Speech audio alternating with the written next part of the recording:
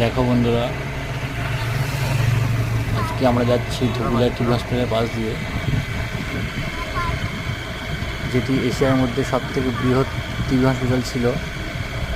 আজকে সেটি পুরো ভগ্নপ্রায়। এটির উদ্বোধন করেছিলেন ডক্টর জ্ঞানচন্দ্র রয়।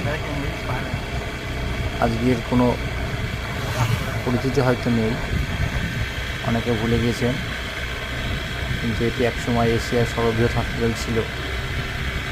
চারিদিকে জঙ্গলে ঘিরে গেছে, গাছপালায় ভর্তি। এর পিছন দিক দিয়ে একটা রাস্তা গিয়েছে। এই রাস্তাটিও এখন মেরামত হয় না, সবসময় কাদা জল থাকে। এই সেই রাস্তাটি। আরও একটি ভালো জায়গায় সামনে রয়েছে, আমরা রাস্তা ধরে যাচ্ছি। আর একটু আগিয়ে গিয়ে বাম দিকে একটি মন্দির পড়বে।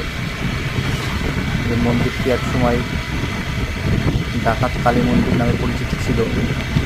শোনা যায় এখানে নাকি ডাকাতরা পুজো করতো। তো এই সেই কালী মন্দিরটি।